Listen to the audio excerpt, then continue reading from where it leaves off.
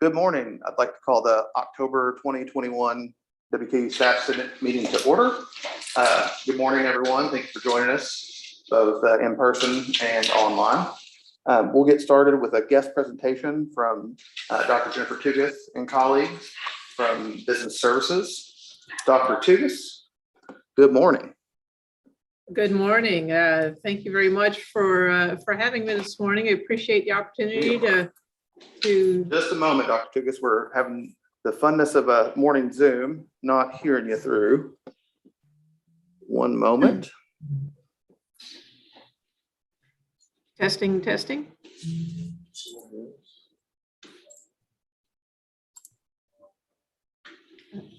to go into a commercial. Can you hear me now?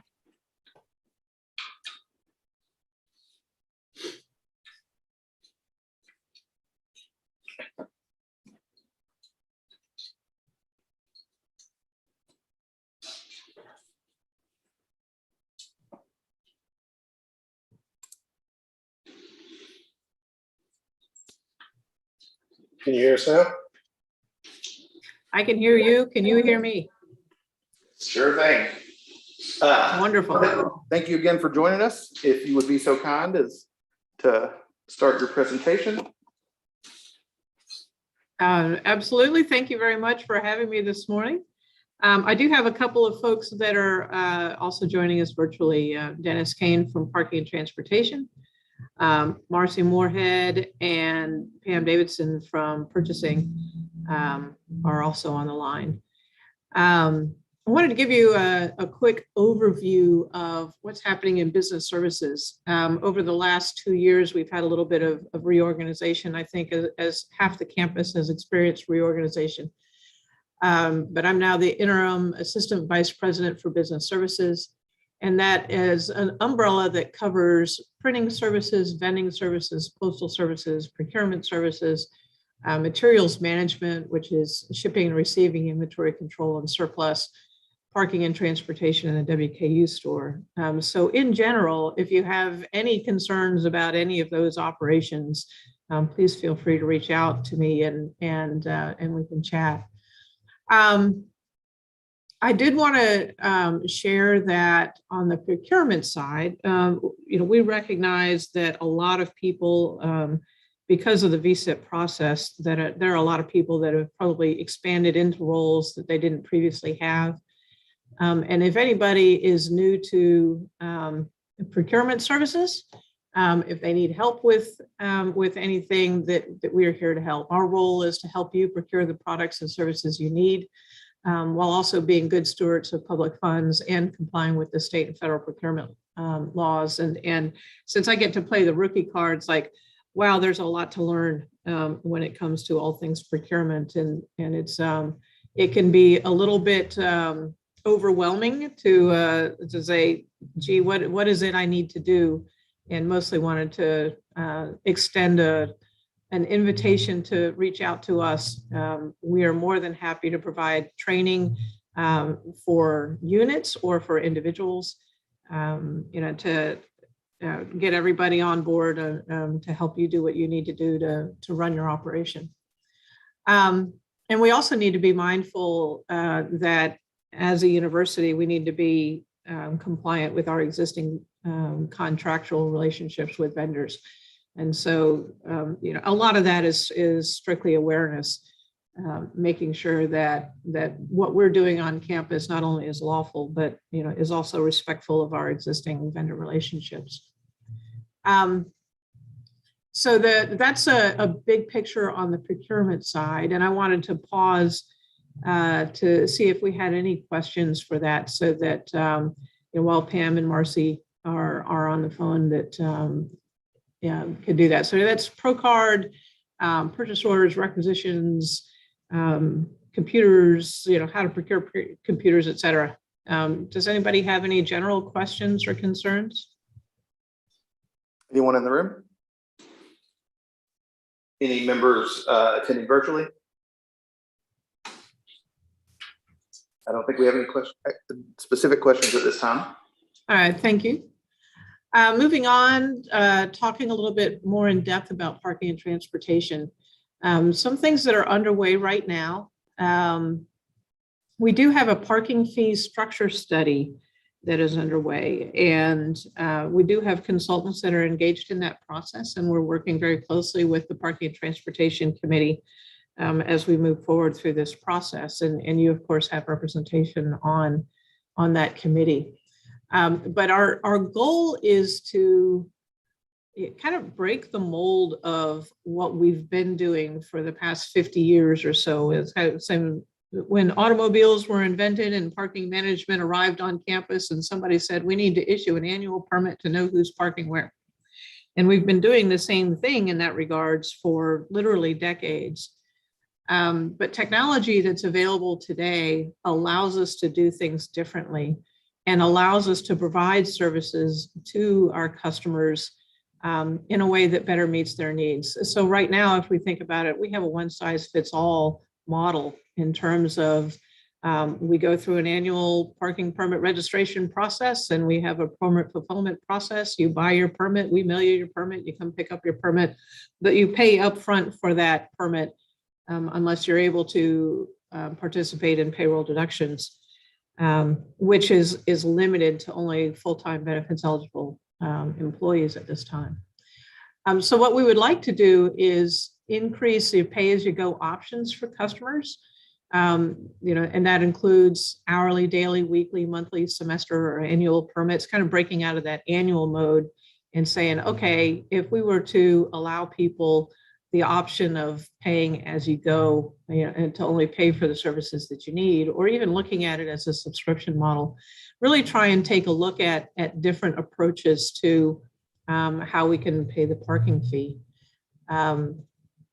And go through, like, I would really love to get to the point where it's an account-based parking system, where instead of having an annual permit process, we have a one-time vehicle registration process per vehicle, and all of the permissions that are associated with that registration are handled electronically. So that could be through a website, it could be through a mobile app, something that allows, to say, hey, I'm moving from zone A to zone B, and that's been awarded through the wait list, and you say, yes, I accept this new assignment, and you don't have to come to our office to do that. It's all managed electronically through either a web or an app. Now, we have a long way to go before we're able to get to that point, but that's something that we're moving towards. The advantages to that, one, it's more convenient for you as the user. It would meet your needs where you are in terms of how you choose to pay for parking as you're going along. It also reduces the administrative overhead of running the parking operation. So we don't have the burdens of the annual parking permit fulfillment process, as an example. And that can take a third of the year, in terms of man hours. Now, what does that do for us? It allows us to do other things better. So it allows us to spend more time working on campus communications, providing more information to you about the services that we offer. As an example of that, we do have Park Mobile right now for anybody who may be working remotely most of the time. And if you want to come to campus for one day, you can select a parking reservation for that day. And we have Park Mobile spaces that are scattered throughout campus. And you can say, I want to park at the Mimosa Visitors Lot on Thursday, pay the parking fee for that day, and that provides parking for you only when you need it. So that's an example of something that we're already providing, but we would expand those types of options. But in terms of awareness, I'm not sure how many people that are on the Zoom or in the room would be aware that we have this Park Mobile option available to us today. And that's an example of some things we need to do a better job of in communication and marketing the services that we're already offering. So that's one of the big initiatives that we have going on right now in parking and transportation. And I'd like to pause here again to have an opportunity for any questions about that.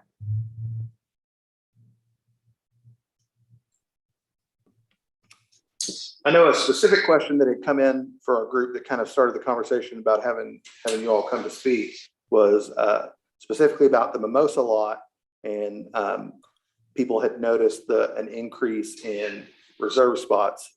Dennis was actually able to answer this question for us previously, but our anonymous member that submitted the question didn't provide an email for us to reply to. So I would ask that kind of explain the process for reserve spots in lots on campus, and maybe specifically how that's changed over the last couple of years for Mimosa. Or well, excuse me, not changed. That's the wrong thing to say.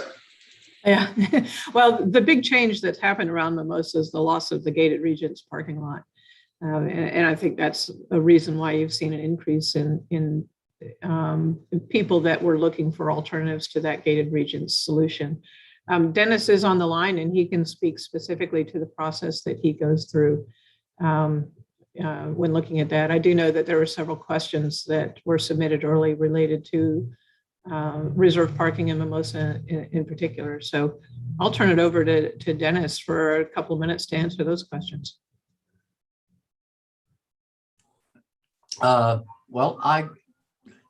First off, the process. I get a request from someone that would like to have a reserved parking space in a certain area. Of course, there are areas that are the high demand areas where everybody wants to park, is where everybody wants to park. So that's why it's top of the hill, and like the Mimosa area at the bottom of the hill are the areas that are really high demand. But I don't just give everyone who wants one a parking space. So I look at what is the spaces that are available. I've done an analysis. We have been doing surveys with our van that goes through and scans permits right now and looking at the Mimosa parking lot. At the Mimosa, let me go back a second. The Mimosa lot was always showing this year empty parking spaces. All the time I go through there and I would always see several open parking spaces. So it's a matter of, I've got room in the lot. The lot is not plumb full. I have people that are interested in a reserved space for the convenience, and they're willing to pay, well, 3 times as much money for the convenience of not having to drive around and look for a spot in the lot. Again, a lot of those people were used to parking across the street and paying $400 for the gated lot. So they were still looking for that kind of assured parking space and were willing to pay for it. Now, starting on September the 13th, we started going out with our scan van that scans the permits in the lot and records every permit that's in there. And we did 31 scans between then and October the 1st. And I went through and looked at, okay, what was the capacity? And when we hit maximum capacity, which was during the 10 o'clock to 11 o'clock hour, that was 88% of faculty staff parking spaces were actually occupied, was the average during that hour time frame. Right before that, it worked its way up. Lunch hit, it dropped down for lunch, came back at 1 o'clock, and by 2 o'clock, it's dropping back down again. What we normally were seeing was between 5 and 8 empty parking spaces in there, still after all the reserved parking spaces were put in. Okay. I've gone through, it's like, well, is there a limit? Yes, we have maxed out the number of spaces we're going to put in the lot at this time because, you know, we wanted to see how the semester, we have some people on the FS1 wait list we'd like to start to release at some point. So we aren't putting any more people in that lot, but we had a lot of people that we were trying to accommodate. So whenever the gated Hilltop lot, the gated Regis lot got shut down, we started to have to move some people around different places. I think that the short version of that is we monitor the conditions and we adapt to the situation. Yeah. And we're very mindful of making sure that we strike that balance between providing that reserved parking option that some customers are interested in and continuing to maintain access for FS1 permit holders. So it's a balancing act, and we monitor conditions on a daily basis to kind of walk that fine line. There's another question that showed up on the chat that says, general question, any discussion of a possible sliding scale or tiered scale for parking passes similar to Preston Center memberships? You know, for instance, if you make more, you pay more. You know, that discussion has come up from time to time. The approach that we've taken and we continue to maintain is try to provide those choice options for people rather than try to apply that across parking as a whole. One of the challenges that we have related to that, of course, if the person who makes more would end up paying more than their fair share, and the person who makes less would end up paying less than their fair share, so to speak. But you know, the cost of maintaining the parking is the same regardless of who's parking there. And you know, when we take a look at what those costs are, whether it's maintaining the parking structures, maintaining the parking lots, you know, parking is not free, you know, and so we still have a fiduciary responsibility to generate the revenue needed to cover those expenses. But I think the underlying sentiment in that question is that the people who are earning less are struggling. And I recognize that. I think, and I feel that, and I feel that for the staff that are working underneath business services. I feel that for the bus drivers. You know, I feel that for the procurement officers. You know, the reality is that as an institution, you know, we've had to tighten our budgets from year after year after year, and that you know, that affects us as employees and affects morale as well. So I understand the concerns related to that, and really as a department, what we try to do is to offer those price choices. And honestly, going back to the parking fee structure study, if we can find ways to expand pay-as-you-go options instead of having to come up with $130, you know, in August if you're a part-time employee. If I can find a way for you to pay for a permit that's $10 a month, that's a lot easier, you know, to pay for than having to have that upfront cost. And that's one of the reasons that we're really exploring this parking fee structure study. We look at other questions that did come up related to parking. Then enforcement was a question. And I can let, so one of the questions, why doesn't PTS patrol the parking lots more often? It's very frustrating to see non-FS1 parking passes and vehicles in the Mimosa lot as an example.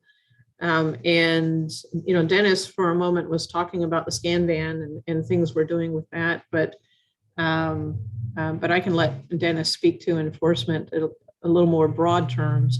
One thing I will say is that each year, you know, in August, we get a new crop of 25% of our students have never parked on campus before. And so we definitely have a learning curve for those students. And at the beginning of the fall semester, we really focus our efforts on the faculty staff lots and then work our way out.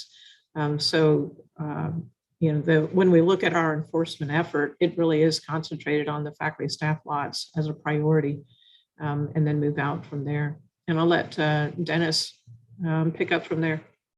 I did just a quick review this morning of the citations that we've issued on campus since the start of the year, July 1st, start of this fiscal year.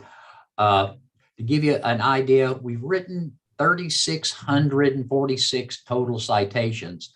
Of those, 1,236 or 33.9% of all the tickets written were written in faculty staff lots. And faculty staff lots don't comprise 33% of the parking spaces on campus. So there's a much higher citation rate taking place in faculty staff lots. And so I got looking at how many citations were issued where.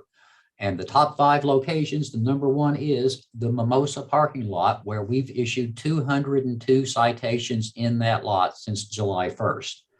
Then it goes down PS1, Lower Hub, South Lawn, and Chestnut North. But the drop down is significant down to PS1. That's down to 137. So by far and away, the Mimosa parking lot is the most highly enforced, most highly cited lot for people parking in there who aren't supposed to. So we know it's such a high demand lot and it's so subject to abuse that we're in there frequently throughout the course of the day. Our expectation is to try to be in there at least 4 different times a day.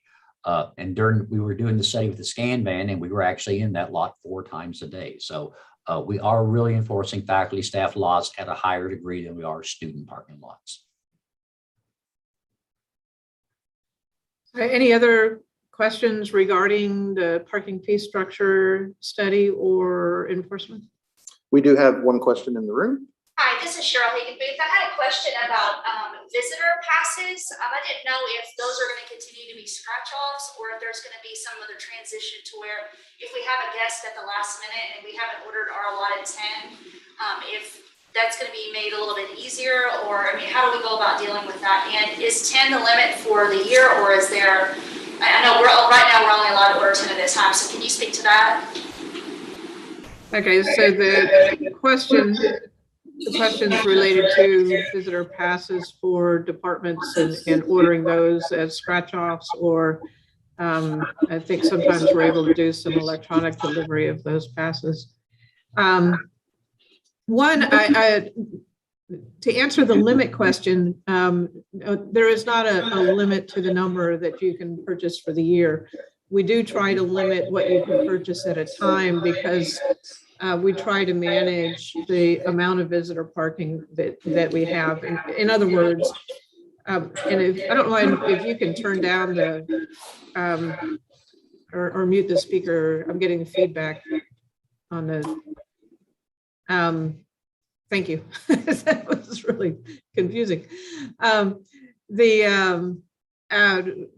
One of the things that we're working towards on the event parking side is a lot of campus coordination of events. And one of the things we really encourage you to do is if you're planning to bring people to campus, please reach out to us in advance. And that's particularly true for the events. I want to bring 20 or 30 people. I want to bring 15 or 20 people to campus.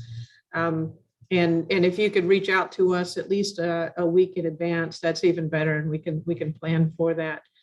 But that's the reason why we kind of cap the number of permits that we issue at a time, is because what we don't want to have happen is somebody, just a generic example, somebody in Gary Ransdell Hall says, I'm going to have a luncheon here and I'm going to bring 50 people and let me hand out 50 visitor permits, and all of a sudden Mimosa parking lot is full. Those are the kind of situations we're trying to avoid.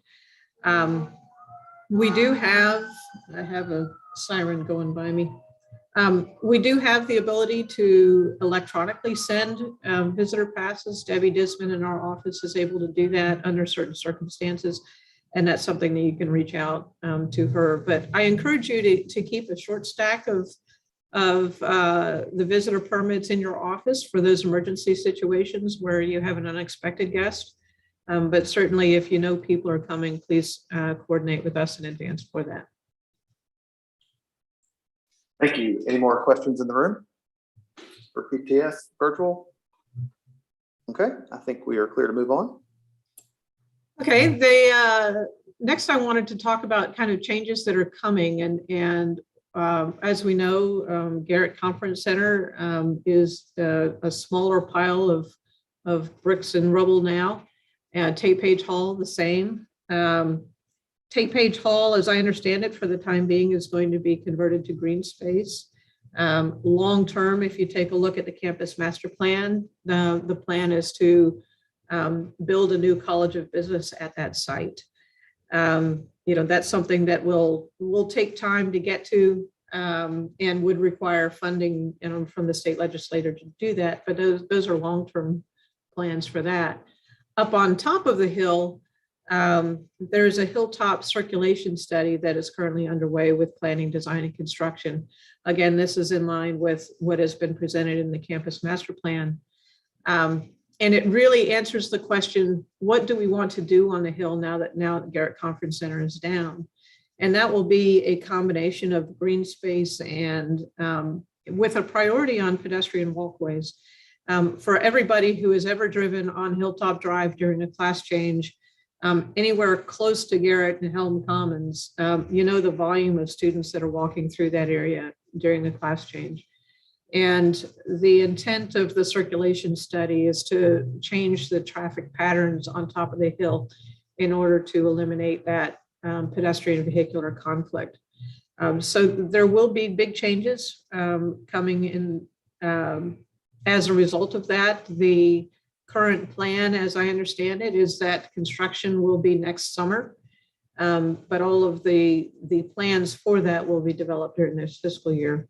All of that is being led through planning, design, and construction in accordance with the campus master plan. In terms of parking, it will have impacts to parking, but we don't know what we don't know what that is yet. We won't know what that is until the plan is complete. But that's something that we will be a part of, as we go looking forward. But as Dennis mentioned, we're monitoring parking occupancy all the time and managing how many permits we sell to areas as a result of that. And that's one of the reasons that we've been a little conservative this year, is because we don't know what that impact will be. We are looking at expansion options that are in the area.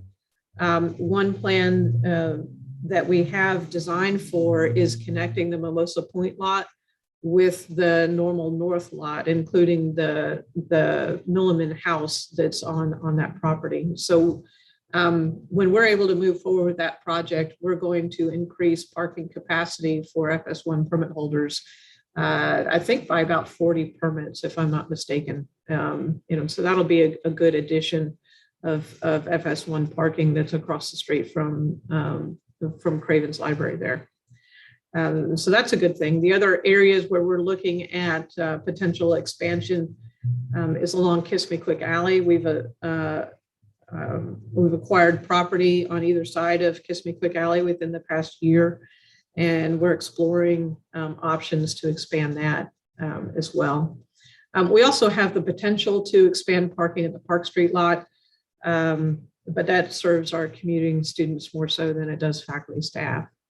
But those are all projects that are on our radar. In the normal north expansion, we will do, it's already funded. We've set the money aside to do it. It's a question of when can we actually move forward on expanding that project. So that could be within the next, whether we start in the spring or the summer, it'll be sometime in that time frame. It'll be open for fall of next year.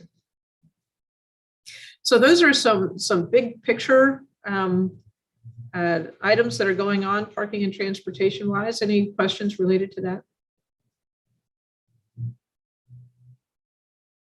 Not in the room. Anyone virtually? All right. I think we're clear to move on. All right. I think that covers everything that I had on my agenda. Are there any other questions for the good of the order, so to speak? Any additional questions? Virtually? Doesn't look like it. Thank you so much for joining us, Dr. Tugas. Pam, Marcy, Dennis, thank you all as well. Oh, yep, and thank you from our virtual members as well. Thank you for the opportunity to speak to you this morning. I do appreciate it. And please feel free to reach out anytime you need anything. Thank you. All right. We'll move on in our agenda to officer and standing committee and staff regent reports. Let's see, Rachel, do you have the communications committee? No report. Technology? No report. Okay. Bid, budget and finance? No. Okay. And who else? Julia, the university committee? Okay. Well, no real report. Our committee, university committees are just starting to meet. We got a meeting planned for November to meet for this meeting, and probably have more of a report after 1 or 2 meetings. Excellent. Thank you. And have I left any other officers out? Workforce. Oh, sorry. Okay. Thank you, Mike.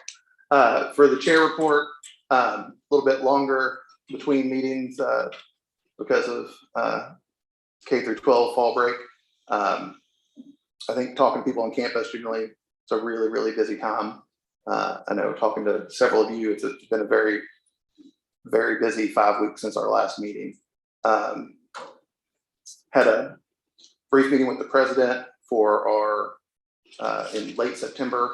The executive committee didn't have any items for our agenda, so it was just a touch base. And then I don't have any committees that have met related to the staff senate since then. And then the only announcement I'll have is noted in our agenda that the location for our next meeting will change. We'll meet in the Regents room on November 3rd, and I'll reiterate that later. There was a scheduling conflict overlap with this room, so we'll be in the Regents room next week. All right, and then we'll move on to staff senate business. Jennifer, are all of our, we're ready for the Christopher Ware Staff Star Awards.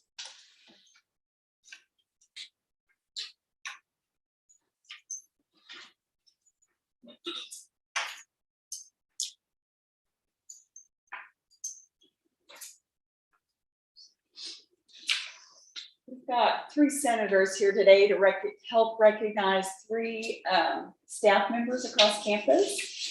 And I just want to take the opportunity once again to always thank Barnes & Noble. They have been so generous with our little swag mugs and things that they've given us to hand out to our staff stars each month. As well as this month, we had an anonymous donor who gave a little something as well. And they were anonymous, obviously, but we thank you very much for that. We're going to start off with Brianne to talk about our first Staff Star recipient. She could not be here today, but she's either watching us live or she will on the recording. She had a conflict, but I'm going to let you go ahead and talk about our first one. All right, so our first Christopher Ware Staff Star Award goes to Miss Audra Coyle. Audra is the office coordinator for the Doctor of Physical Therapy program at WKU, and I have the extreme pleasure of knowing Audra personally as we went through staff leadership together in 2019, and she is an exceptional person, so I was very excited. Her first nominator wrote, Audra goes above and beyond what is expected in her position. She comes in at least an hour early every day, answers email on weekends, and is the only staff person for the Doctor of Physical Therapy, plus other things that no one even knows. She's always willing to help, very organized, and keeps PT running smoothly. More comments were, I'm very excited to hear about Audra's nomination for the Christopher Ware Staff Star Award. Audra gives 110% to everything that she does and is unwavering in her dedication to the DPT program, faculty, and students. For the past 2.5 years, she has been the sole staff member in the department and has taken on all jobs with enthusiasm and a desire to do her best. In our recent program reaccreditation visit, the review team noted that she does a Herculean effort with many tasks that she is assigned to keep the program functioning. I echo the review team's summary of her performance. We are extremely fortunate to have Audra on our team. And then another faculty member in her department wrote, Audra is very loyal to our department, and when she is presented with something that she has not done before, she wholeheartedly jumps in and learns to the highest level of proficiency. We love Audra. So on behalf of Staff Senate, we thank you, Audra, for all that you do, and we will get your certificate and WKU swag to you soon.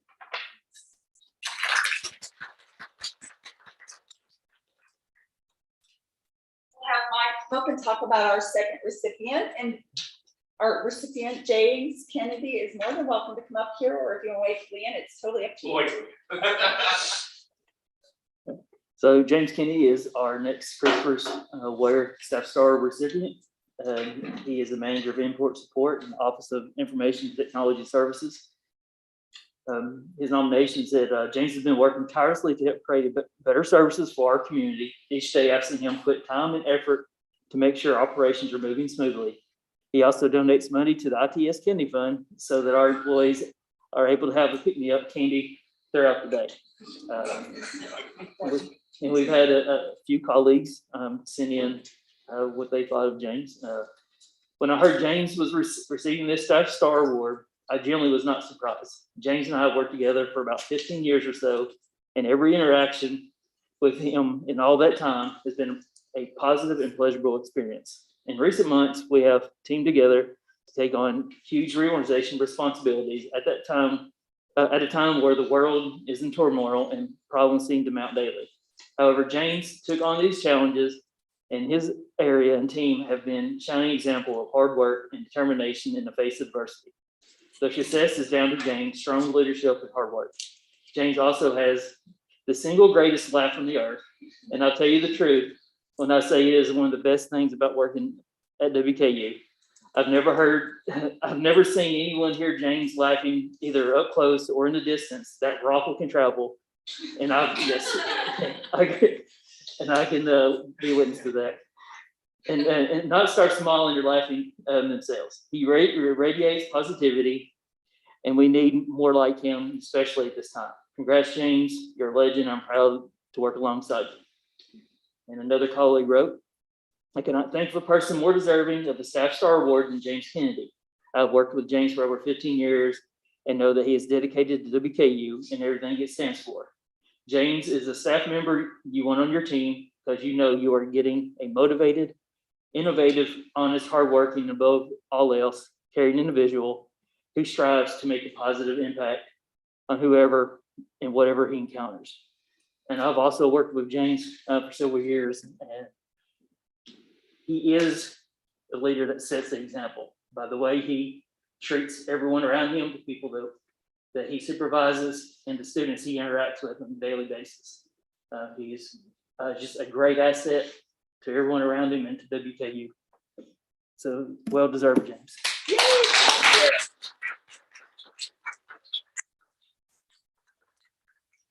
And I'd like, since James actually has some supporters here today, if they want to come down and just take a picture of James, that would be lovely. I know you're hiding the back thing. I didn't think I was going to be here. Oh, man. But we'll get one with They got me. Jordan, got your mug, we'll get the chair.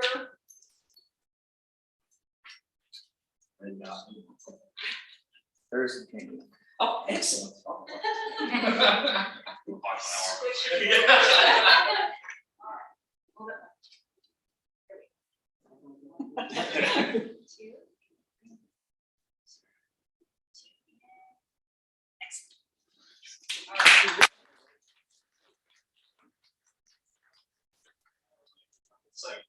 Absolutely.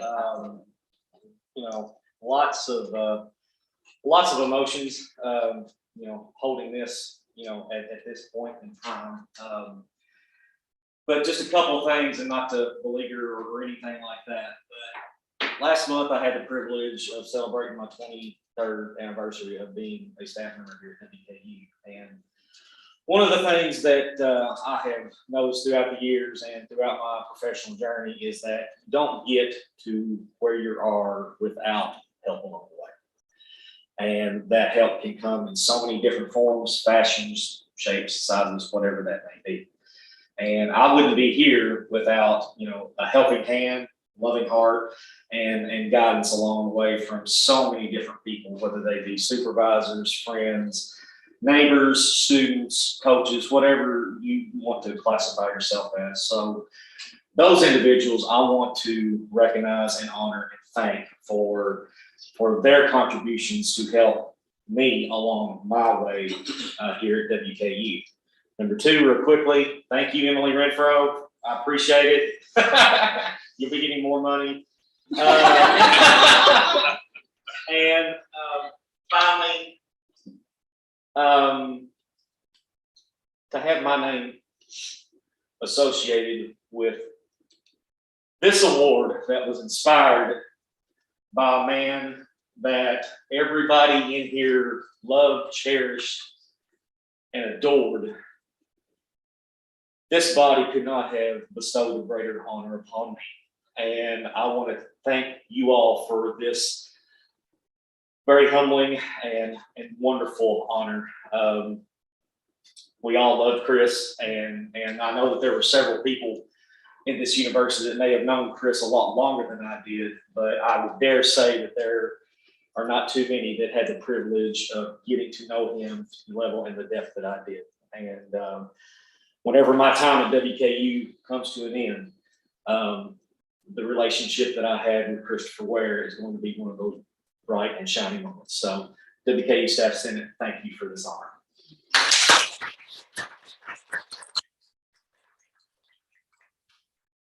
Boy, you got me all choked up now, James. And our third Staff Star Award winner, and I walked right by you and I didn't even see you over there. If I could have Dean Boss to come down, because the speaker system, it's new, is my understanding, so hopefully everyone can hear us well all over the place, but this is the best spot, I've been told. Okay. But our third award for Christopher's Ware Staff Star Award will be for Katherine Mullin. And Ms. Katherine Mullin, she is the Center Director for South Central Kentucky Area Health Education Center, known as AHEC. And she's got a wonderful cheering crowd here today too. It's wonderful.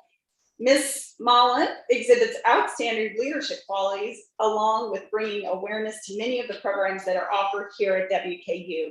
She is also a great community service advocate that loves to serve others. She constantly promotes team concepts along with health and wellness. She goes beyond to help her fellow Hilltoppers. And I will turn it over to Dean Boston to share a little bit more. Thank you. So Katherine is so deserving of this award. She goes above and beyond in everything that I have ever asked her to do, and especially over the past year and a half with COVID. She became director of AHEC right around the time I became dean. And so we've gotten to know ourselves as new leaders in the college, and she has taken that role on and shown time and time again, but she has had a lot of turnover in her staff, and she has hired very well. She had a lot of retirements. She's hired the right folks to come in and continue AHEC. She took on a CPR center underneath AHEC, and that has continued to grow under her leadership. And then with COVID, I asked her numerous times to try to coordinate volunteers here throughout our college and with Med Center and with some of the other health organizations. And she always did it with a smile on her face, also with the health department, the state health department, coordinating volunteers for them as well. She was always willing to do it, always with a smile, never any negativity from Katherine. And she just truly wants to make sure that we are giving back to our community in every aspect that we can, and making sure that we are truly community engaged, of which is part of our mission and vision for CHHS and for the university as well. So I can't think of anyone more deserving than this award, and so congratulations. Yay!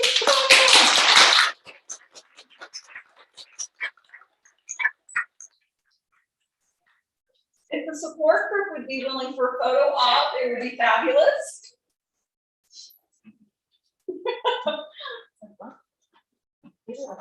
Yes, this is the fun time. We love it. Congratulations. Like pop in there.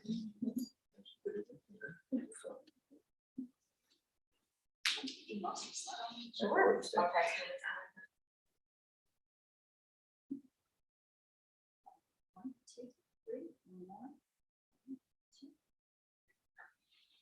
Thank you so much.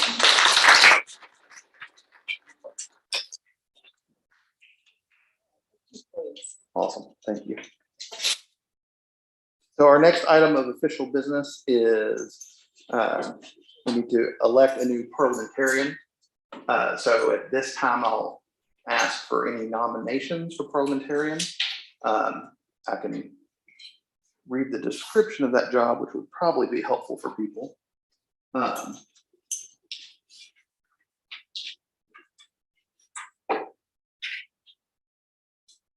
So the parliamentarian, the duties of parliamentarian shall be to interpret and apply parliamentary procedure, rules of order for staff meetings and votes, to accurately update the staff senate constitution and bylaws, to maintain timekeeping during staff senate meetings, and to perform other duties as necessary. That last line is for every officer. So if there are now any nominations for parliamentarian. Jennifer? I'd like to nominate Cheryl. Okay. Cheryl, would you like to accept the nomination? I would accept the nomination. Okay. Any other nominations? Okay, we'll now hold a vote. All those in favor, please say aye. Aye. Okay. I'm not sure if that's an aye vote as much as it's a up or down, but yeah, that's what we need a parliamentarian. There is not another item to vote, so there's not no parliamentarian is not an option. So congratulations.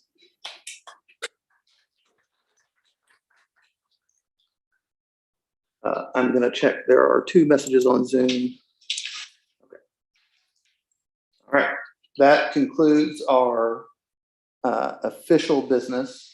Our next item would be announcements. I'll reiterate that our next meeting is November 3rd.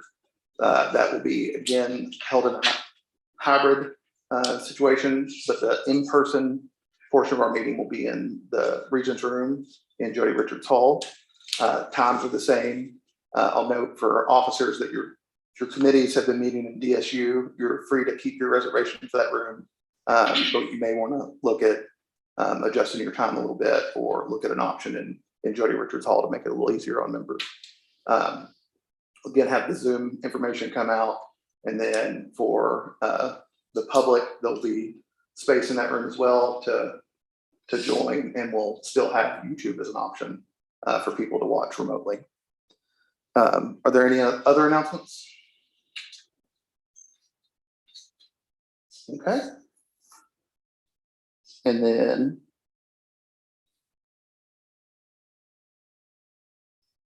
I'll open the floor for any other business for the Senate. I have some business. Okay, please.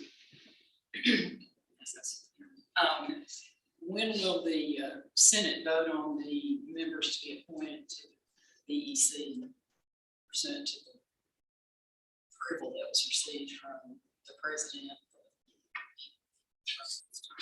I don't think the Senate votes on members to university committees. Reading our bylaws and constitution, the standing committees, so if you're on the university committee or you're on the budget and finance committee, members are appointed to those by the executive committee. And then for university committees, like the BEC, the benefits committee, those are recommended by members of the committee, and then they're appointed by the chair. And have those been recommended? I think so. I think at our last meeting, if I'm not mistaken,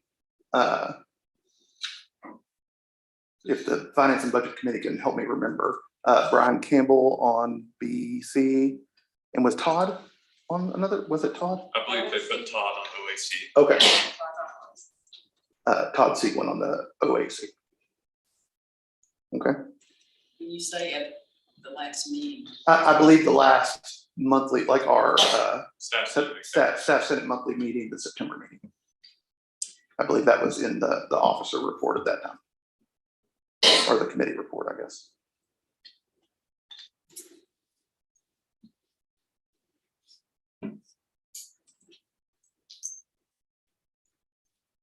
were there any other actions taken during the executive committee meeting? That was not an action taken during the executive committee meeting. I don't think there were any actions taken in the last executive committee meeting. If anybody has a better recollection of that, we may have I think we may have decided that we had a recurring meeting, but because this meeting was off schedule, it would have actually been scheduled for the same time. So we pushed our next executive committee meeting to next week. Is that right? I think it's the 20th. I think that's the only thing we actually decided in that.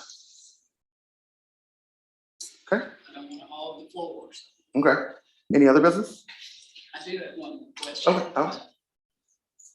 Okay. And you said that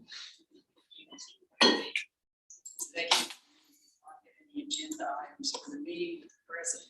Did you meet with the president? Yes, as I said in my report, we had a brief meeting. What did you discuss? I don't know that that's another business. I think that was in my officer report. I don't think you said what you discussed with him. Okay. That was why I asked the question. Okay, I'm not sure I have a specific answer for you. Call. That's not my answer. I don't think I have a specific answer for you.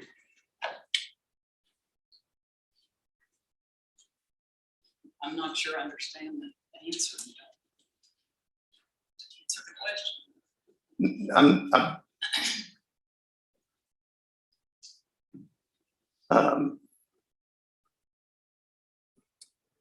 I think maybe generally we always talk about staff morale. That's just a general topic. And that was really about the only thing we talked about. And my general perception at the time was that much as the rest of the world feels like things are getting better, the staff that I had communicated with in the month of September kind of felt like this was not specifically language used in our conversation, but to kind of summarize it, it felt like the world's getting a little bit back to normal. And it was nice to see people on campus again and things like that. And that our meeting was going to be brief because we didn't have any agenda items. And that I didn't send an agenda because we didn't have agenda items. That was most of what we. Is that a better? Do you feel like that's a? Very good. Yeah. All right. I have noticed that I skipped the approval of the September meeting minutes. If there's not any other business, we'll move to that. And I have received updates and changes to those and made those. Okay. Then I'll ask that the Senate approves those by unanimous consent. If no one's opposed. Meeting minutes for September are approved. And Approved with the edits. approved with the last round of edits sent electronically.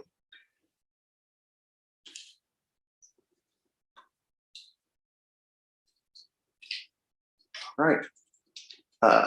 Thank everybody for joining us in person, virtually, and online. I'm sorry. Need a motion to adjourn. George, Yo, I'm sorry. Yeah. I'm just gonna. Yeah, An please. announcement, I'm sorry, I didn't bring it up during announcements, but, so I did want to get in front of you guys, talk just a little bit about salary adjustments. So you know that, there was a 2% salary adjustment pool built into the current year budget. And that, the adjustments would be distributed, starting in January 1. And, so at that point in time, the budget was passed, there was no decision on how the adjustments would be made. So what we've decided to do is and there'll be a campus announcement going out about this. I'm not exactly sure when the president's going to do that, but probably in the coming days. So I wanted to make sure that I got in front of the Senate to let you guys know how it will be distributed. So in January, we're going to do 1.5% of that 2% pool across the board, or basically a cost of living adjustment, and that will go to all faculty and staff that were here on or before August 1. And so that will be distributed, as I said, January 1. The other 0.5% we're reserving, and that will be distributed in March, based on and taking care of the most egregious compression issues for both faculty and staff. So the provost is working on that for the faculty. I will be, once we get the compensation results from the staff, we'll be working on that for the staff. So just wanted to let you guys know that. Thank you. All right. So now motion to adjourn, if anyone. So Okay, second. Second. All right.